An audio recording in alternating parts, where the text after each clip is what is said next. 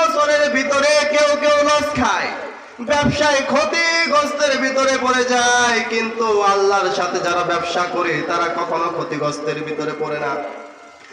আল্লাহর ব্যবসার সাথে যাদের ব্যবসার মিল থাকবে, আল্লাহ রব্বুল আলামিন জান এবং মালকে আল্লাহ রব্বুল আলামিন মুমিনদের কাছ থেকে কিনে নিয়েছে শুধু জান্নাতের বিনিময়ে।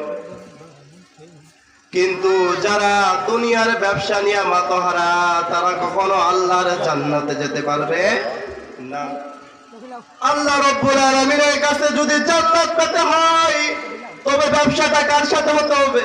আল্লাহর সাথে ব্যবসা হতে হবে। আল্লাহর সাথে ব্যবসা করতে গেলে মুমিনের জান এবং সময় মালকে অবশ্যই আল্লাহর কাছে সঁপে দিতে হবে। তিনটা জিনিস যদি কখনো হারায় যায়, তিনটা জিনিস কখনো যদি নষ্ট হয়ে যায়, এই তিনটা জিনিস জীবনে কখনো আপনি ফিরে পাবেন না। এর ভিতরে এক নাম্বার হইল সময়।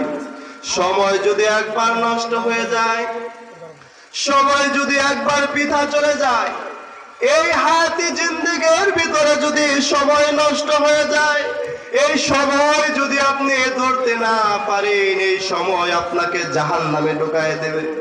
আর যদি সময়ের গুরুত্ব বুঝতে পারেন, ক্ষতিগ্রস্তের ভিতরে না করেন, ব্যবসা ঠিক থাকে, অবশ্যই আল্লাহর কাছে জান্নাত পাবেন।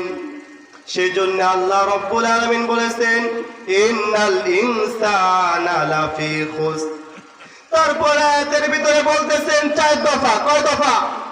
4 দফার ভিতরে 1 নাম্বার দফা হইতেছে ইল্লাল্লাযীনা আমানু। 1 নাম্বার আল্লাহর প্রতি ঈমান আনতে হবে। কথা বলেন ঠিক কিনা? আমরা ঈমান আনি কার উপর? চাকরির উপর ঈমান আনি। যে চাকরির জন্য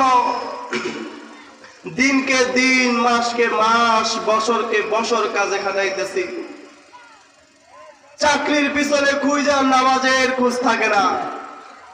চাকরির বেতনের লোভে আমাদের নামাজ দিন দিন কাজা হচ্ছে। সেই জন্য ইল্লাল্লাযীনা আমানু, প্রথম ঈমান আনতে হবে কার উপর ভাই? আল্লাহর উপর ঈমান আনতে হবে। যদি কোনো ব্যক্তি আল্লাহর উপর ঈমান এনে থাকে, যদি কোনো ব্যক্তি আল্লাহর উপর ঈমান আনার পর তার মূল দায়িত্ব হয়ে যাবে